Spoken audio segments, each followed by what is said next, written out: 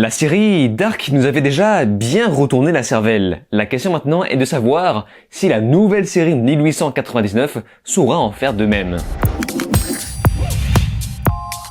Salut à tous, c'est Vince sur Plot Time et on se retrouve aujourd'hui pour parler d'une nouvelle série américano-allemande, mais surtout allemande. Et c'est pourquoi je vais devoir m'excuser d'avance pour mon accent complètement pété. Donc c'est créé par un certain Janji Fries et Baran Bo Odar. Voilà, encore une fois, je suis complètement désolé pour ça.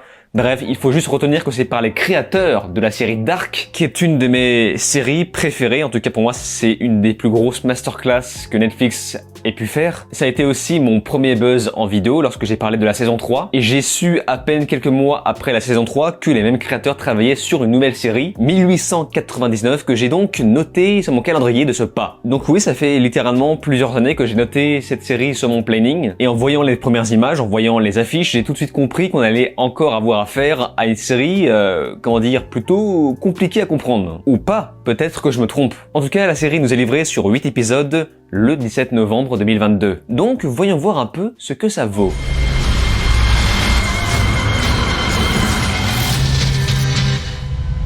Un bateau peuplé de passagers d'origine européenne navigue en direction de New York. Les passagers ont espoir de changer de vie pour le nouveau centenaire, jusqu'au moment où ils tombent sur un navire abandonné en pleine mer et leur découverte va rapidement tourner leur rêve en cauchemar. Là où tout le monde remarque les liens qui unissent chaque passager. Alors dès le démarrage, je me suis dit la chose suivante, c'est une très grosse série Netflix, pas juste pour son histoire mais également pour sa forme et on va parler de tout ça. Alors forcément, qui dit Netflix dit méchant patriarcat par-ci par-là, saupoudré de quelques petites bêtises, comme dire que les hommes ont inventé les robes pour que les femmes ne puissent pas s'enfuir, ce qui est une information évidemment fausse, puisque la robe était à l'origine un vêtement unisexe. Mais rassurez-vous, tout ce contexte autour du sexisme est avant tout là, au service du scénario. On va instaurer toute une thématique autour du père, ici représenté comme une sorte de cauchemar, mais également toute une thématique autour de la femme dont on reparlera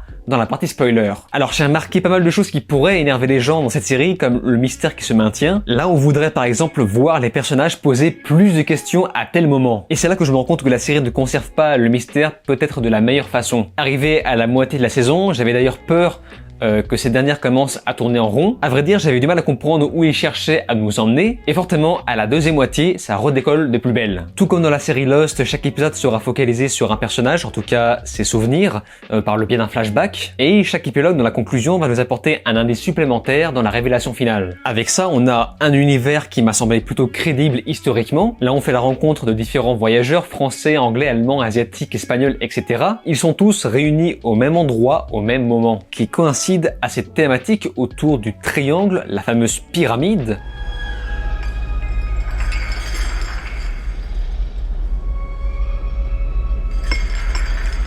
Tout nous montre que chaque chose a attiré les gens au même endroit, même si finalement la fin nous révèle que la reproduction historique n'a plus vraiment lieu d'être, mais vous verrez bien. Encore une fois, partie spoiler. Et tous ces personnages seront représentés par un casting avec plein de différentes têtes connues issues d'autres séries à succès. Ils ont tous des nationalités différentes issues de l'Europe. Et franchement, ça m'a fait vraiment bizarre de voir tous ces mêmes acteurs réunis au même endroit.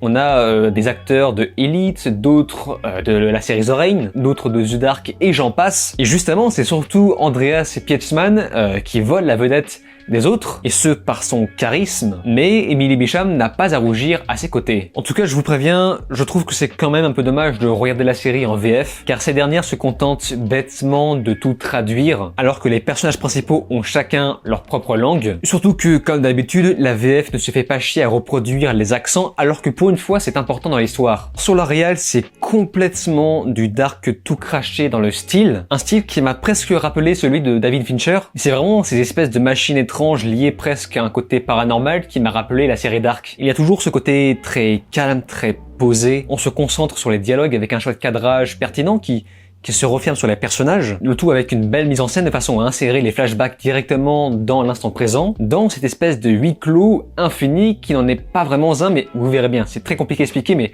quand on regarde le film, quand on regarde la série, on comprend direct. 1899 est un huis clos qui n'en est pas un. Je suis également très impressionné par le travail autour du montage. Ils ont réussi à faire une histoire lente et complexe, quelque chose de fluide, avec un dynamisme presque surprenant sur certaines transitions. Mais pourtant, la série reste quand même très lente, très calme, qui pourrait peut-être ennuyer certains. Enfin, pour moi, ça, c'est exactement le même rythme que la série Dark, que j'apprécie beaucoup. Il faut savoir aussi que ça a été tourné sur des décors avec des écrans LED géants, la même technologie qu'a utilisé la série The Mandalorian, ce qui explique cet aspect de sphère sur certains environnements. Et franchement, visuellement, ça ne rigole pas. On a une photo propre, élégante, avec une belle lumière. Même dans les zones sombres, il y a un soin apporté à partir des points lumineux, bien que certaines séquences sont pour le coup beaucoup trop sombres. Mais voilà, il y a quand même par-dessus un étalonnage lugubre et oppressant avec des couleurs terne entre le bleu glacial et le brun délavé angoissant. Évidemment, je ne peux pas ne pas parler des décors et costumes très soignés pour la reproduction historique. Et pour boucler la boucle, on a un générique extrêmement impressionnant. Et c'est là que je me suis dit, comme je vous le disais,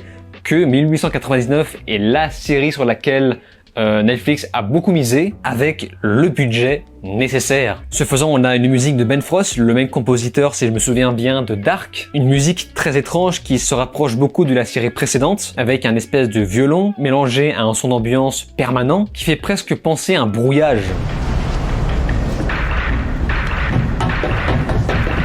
Bon, je préfère largement le son de Dark, qui était presque plus marquant et plus nostalgique. Voilà, avant de conclure, j'aimerais ouvrir une grosse partie spoilers où je vais tenter, je dis bien tenter, de vous donner quelques explications sur l'histoire, mes analyses, etc. Donc c'est parti pour la deuxième moitié de cette vidéo. Alors, je vous préviens, ce qui suit n'est qu'une interprétation personnelle, en tout cas rien d'officiel. Ce faisant, je vais donc forcément passer à côté de plein de détails, mais c'est pourquoi je rappelle que les commentaires sont à votre disposition si vous voulez me faire part de vos analyses de votre côté. Dès l'introduction du premier épisode, je voyais bien que chaque détail avait son importance, donc ça ne sera pas chose simple pour vous proposer quelque chose d'épuré dans cette vidéo. C'est pourquoi je ne vais pas m'attarder ici sur les personnages, sinon la vidéo risque de durer des heures. Je vais plus parler du fil conducteur. Et sachez une chose, à vrai dire, la fin m'a un peu déçu. Une fin que j'ai trouvée pour le moins facile et prévisible, en plus de nous forcer à laisser tomber toutes nos réflexions précédentes. En effet, durant ces 8 épisodes, j'ai pris plein de notes pour préparer cette vidéo, mais à partir du moment où on sait qu'à la fin tout est fake, bah moi je me suis dit, ah putain c'est chiant parce que tout ce que j'ai écrit ça ne sert à rien, enfin je veux dire ça ne sert plus à rien de réfléchir quand on sait que tout est fake. Ça ne sert à rien de se prendre la tête quand on sait que tout est comme Inception. Sauf que Inception avait instauré le concept du monde fake dès le démarrage. Donc il n'y avait pas d'arnaque. Mais là, malheureusement, ça va annuler tout ce que la série avait instauré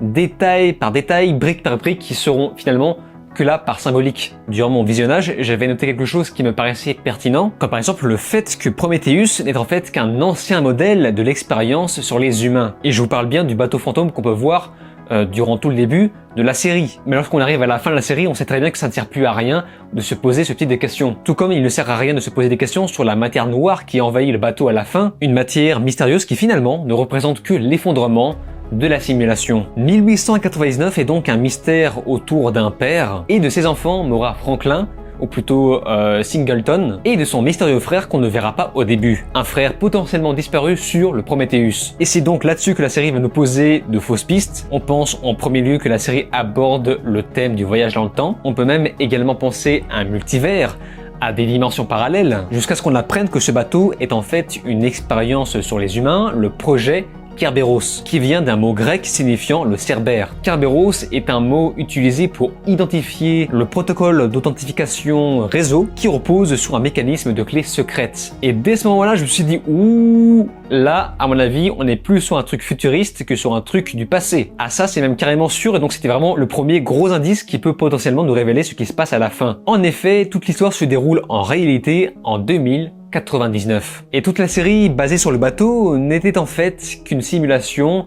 du projet Prometheus dans l'espace. Un projet apparemment créé à l'origine par Mora en personne. Et c'est là qu'on découvre que Scarran est le frère de Nora, qui visiblement n'a jamais été branché dans la simulation, ce pourquoi on ne le voit pas dans la série, en tout cas pas physiquement. Et donc on voit à la fin que tous ces personnages visibles dans la simulation ne sont que des passagers du vrai Prometheus dans l'espace. Ils sont tous branchés en même temps et reliés au même endroit virtuel. Mais là où ça devient intéressant, c'est quand on comprend que leur voyage dans l'espace est le même que celui des voyageurs en 1899. Des voyageurs qui cherchent à fuir et trouver un nouvel horizon. Sauf que dans la réalité, les passagers ne cherchent pas à atteindre New York, mais plutôt une nouvelle galaxie. C'est comme ça qu'on peut s'imaginer que le projet Prometheus a été créé, tel une arche de Noé. Un projet créé pour envelopper une poignée de survivants sur Terre, une Terre probablement à l'agonie dans un futur lointain. Enfin, lointain, mais pas tant que ça en fait. Ce qui nous laisse forcément quelques questions en suspens pour la prochaine saison, comme par exemple qui est le frère de Mora, Scarran, je ne sais pas si ça se prononce comme ça, et surtout que veut-il? Est-ce que ce frère est en fait une intelligence artificielle du Prometheus que Mora a créé? Vous savez, un scénario un peu à la Alien. Est-ce que certaines personnes issues de la simulation sont réelles ou peut-être mortes? Mais surtout, est-ce que la saison suivante nous emmènera sur un palier supérieur? Là, on comprend que cette espèce de vaisseau spatial, lui aussi, n'est pas réel, car Mora a créé ce dernier pour fuir la douleur. Peut-être qu'on va se retrouver dans un espèce de mindfuck où tout ce qu'on a vu durant la saison est en fait réel, et l'espace est en fait faux. Évidemment, c'est juste une théorie personnelle. Alors comme beaucoup, et c'est là que j'ai été déçu, je m'attendais à ce que la série aborde le thème autour du triangle des Bermudes. Et finalement, on se rend compte qu'il ne s'agit que d'une inspiration, et c'est ça que j'ai trouvé dommage. Même si j'attends bien sûr d'en savoir plus sur la future saison, s'il y en a une. Autrement, l'amnésie de Mora est un procédé scénaristique très connu, permettant au spectateur de s'identifier à quelqu'un et de vivre les twists avec elle. Et sur un autre sujet, quand j'ai vu le bateau disparu Prometheus, eh bien, je me suis renseigné pour voir si ce bateau a réellement existé. Et en effet, il a existé un bateau du même nom, mais un peu plus tard apparu, me semble-t-il, en 1908. Un détail qui n'a absolument aucune importance quand on sait que rien n'est vrai arrivé à la fin de la série. En tout cas, ce qui va réunir tous ces protagonistes autour de ce bateau mystérieux, c'est avant tout leur passé. Tout le monde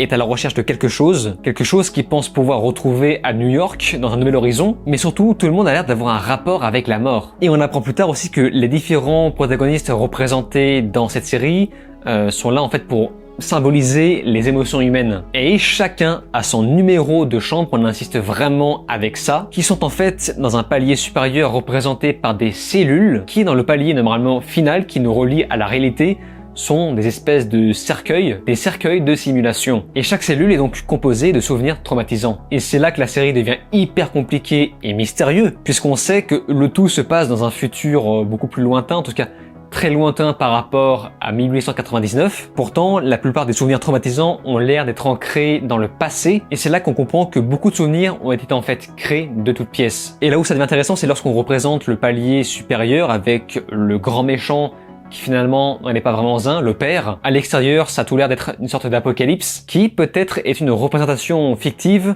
de ce qu'est la Terre actuellement, ce qui a poussé les survivants à quitter la planète pour aller vers un nouvel horizon. J'aimerais maintenant qu'on se concentre sur le symbole autour du triangle. Le logo qu'on voit partout, c'est le triangle vers le bas avec une barre au milieu. Pour ceux qui ne le savent pas, le triangle vers le bas représente l'eau, et lorsqu'il est barré, il représente la terre. Mais il peut aussi représenter la femme, la mère, d'où l'importance d'appuyer sur le sexisme du côté de Mora, d'où l'importance d'appuyer sur le fait de pouvoir porter un enfant du côté de Tove, ou encore le fait que les enfants d'Ike ne sont que des filles. Toute une symbolique autour du triangle vers le bas qui, du côté des hommes, est représentée par le triangle vers le haut, avec le symbole du triangle pour faire référence au triangle des Bermudes, mais également à la pyramide formée par le magnétite, ce qui est quand même une sacrée coïncidence quand on y repense, parce qu'apparemment le magnétite est très concentré dans la zone du triangle des Bermudes, et je pense que c'est ça qu'ils ont cherché à représenter avec cette espèce de matière noire qui envahit le bateau vers la fin de la série. Tout ça va donc faire un grand raccord dans la série avec le triangle de la simulation qui ne s'arrête jamais,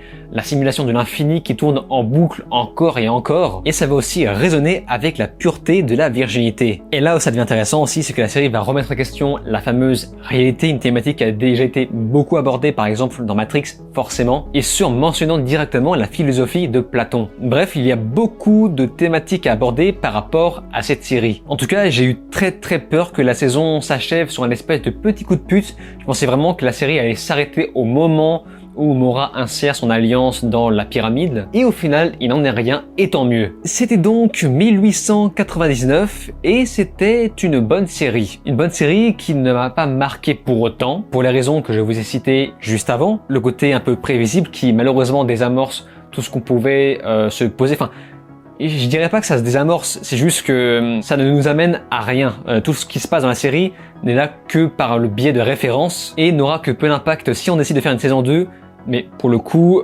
j'attends quand même de voir avant de juger. Ça reste quand même une série parfaite à regarder en début d'hiver, et c'est pourquoi je vous invite à regarder la série avec une couette bien chaude, parce que ça donne presque froid avec tout ce brouillard. Bon, pour ma part, je préfère Dark, mais ça reste quand même une très grosse série de 2022. Je ne me sens pas forcément déçu, je ne suis juste pas surpris, sauf sur la forme peut-être, avec le générique, la musique, l'Ariel, etc. C'est maintenant à votre tour de me faire part de votre avis dans les commentaires ainsi que vos analyses, j'y porterai comme d'habitude attention. Et c'est donc sur ces mots qu'on se laisse, n'oubliez pas de vous abonner à ma chaîne YouTube, cliquez sur la cloche, souscrire si vous le pouvez, et me rejoindre sur les réseaux sociaux. Je vous dis alors ciao et à la prochaine.